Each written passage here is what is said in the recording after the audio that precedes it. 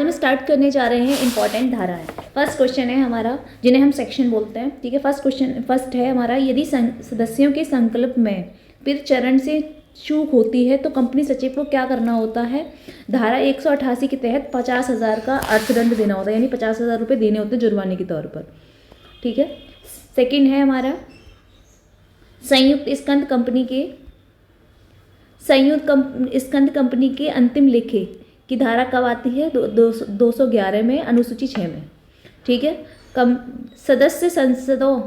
सदस्यों को प्राप्त दैनिक भत्ते कर मुक्त होंगे कौन सी धारा में। धारा 10-17 में। एक शिक्षण संस्था जिसका उद्देश्य लाभ कमाना नहीं है तो वह किस में आएगी, वह आएगी धारा 23C में। आयकर रिटर्न किस में आएगा, धारा 139 में जमा किया जाएगा आयकर रिटर्न, 139(1) में। कृषि आय का अधिनियम किस में आएगा, धारा 10(1) में।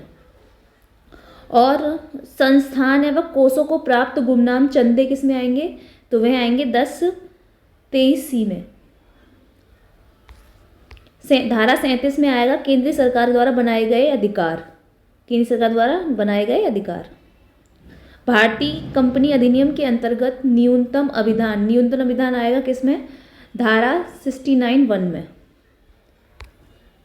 संचालकों के अंशधारण रजिस्टर के ना रखने पर जो सजा दी जाती है वो कौन सी धारा के अंदर की दी जाती है, वह दी जाती है 307 धारा के अंतर्गत।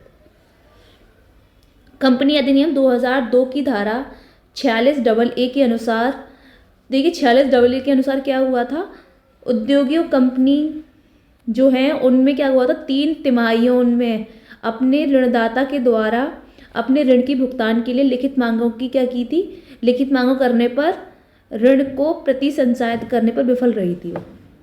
ठीक है, धारा अब 77 धारा क्या कहती है, 77 धारा कहती है कि बैंकिंग व्यवसाय में साझेदारियों की अधिकतम संख्या कितनी है, तो वह है अधिकतम संख्या 10। ये किसके लिए कहती है, बैंकिंग व्यवसाय के लिए। ठीक है, धारा 77।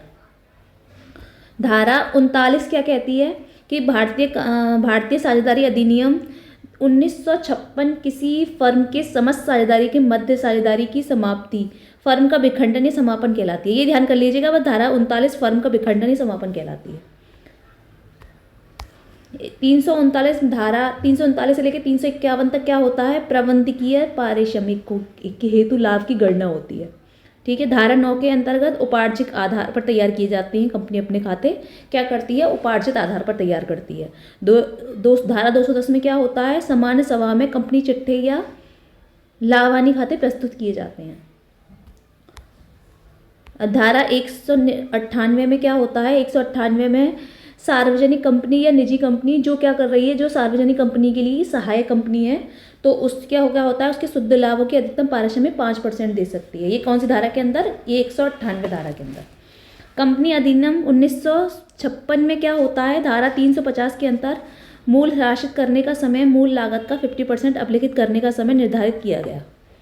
ठीक है, धारा 224(8) के अंतर्गत क्या आता है, कंपनी अंकेक्षर के पारिश्रमिक का वर्णन। ठीक है, धारा 44A के अंदर क्या आता है, हिसाब किताब का अंकेक्षण अनिवार्य है जब क्या हो रहा हो, कुल बिक्री 40 रुपये से अधिक हो, 40 लाख से। ठीक है,